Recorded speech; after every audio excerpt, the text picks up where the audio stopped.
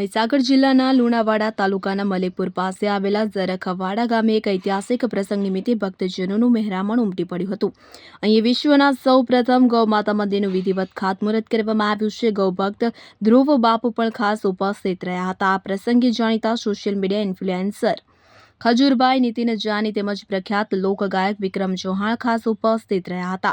આ કાર્યક્રમની શરૂઆત મહાનુભાવોની હસ્તે દીપ પ્રાગટ્ય અને શાસ્ત્રોક્ત વિધિ દ્વારા પૂજા અર્ચના કરીને કરવામાં આવી હતી.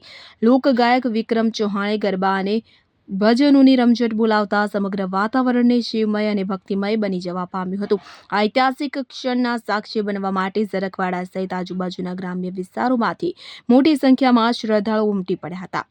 આ મંદિર ગૌમાતાના મહિમાને વિશ્વ સ્તરે ઉજાગર કરતું પ્રથમ મંદિર બની રહેશે. સમગ્ર ઝરખવાડા ગામમાં આ પ્રસંગે ઉત્સવ જેવો માહોલ જોવા મળ્યો હતો અને લોકોમાં ભારે ઉત્સાહ પ્રતિવર્ત રહ્યો હતો. કાર્યક્રમ દરમિયાન ખજૂરભાઈએ જણાવ્યું હતું કે ગૌમાતા સિયારામ, આજે આપણે મહીસાગર જિલ્લાની પાવન ભૂમિમાં જે મારું લક્ષ્ય હતું આપણે કે 108 નામાવલીથી ગૌમાતાનું અભિષેક ગૌ મંદિર અને મારા સર્વ હિન્દુની એકતા થાય. જેમ કે આપણો હિન્દુ બટાઈ ગયો છે અને કટાઈ ગયો છે કે કોઈ બ્રાહ્મણ, કોઈ વૈષ્ણવ, કોઈ શુદ્ર, કોઈ રાજપૂત, અને એ બધું આપણે કુળદેવી દેવતા ગૌમાતાની અંદર નિવાસ છે. જેમ કે તમારી કુળની દેવી આજે કપાઈ રહી હોય, ગૌમાતા જે કપાઈ રહી હોય તો આપણું કુળ કપાઈ રહ્યું છે.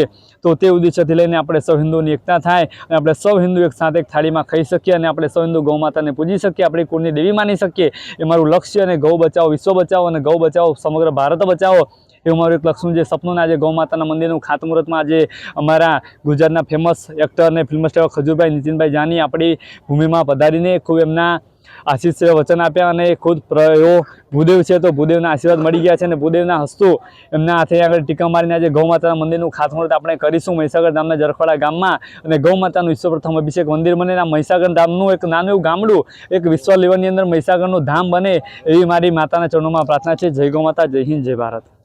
નમસ્કાર, જય શ્રી કૃષ્ણ. હું છું તમારો પ્રિય ખજૂર. મહીસાગર જિલ્લાનું ઝરખવાડા ગામ છે જ્યાં ધ્રુવ બાપુ સરસ, આમ તો તમે વૃદ્ધાશ્રમની સેવા કરો, તમે બાળકોની સેવા કરો, પણ જ્યારે ગાયની સેવા કોઈ વ્યક્તિ કરતો એટલે મારો પહેલા નંબર પર, મતલબ મારી પહેલી પ્રાયોરિટી અને મારો પહેલો પ્રિય વ્યક્તિ બની જાય છે. કારણ કે જે ગાયનું ન હોય ને એ કોઈનું ન હોય. અને ધ્રુવ બાપુ આજે ગાય માતા માટે વિશ્વનું સૌથી મોટું મંદિર બનાવવા જઈ રહ્યા છે. આમ તો ગાયને આપણી કુળદેવી તરીકે આપણે પૂજવા જોઈએ. કારણ કે ગાયમાં શું નથી, હું તો હરેક વ્યક્તિને કહું છું કે ગાયે આપણે શું નથી આપ્યું.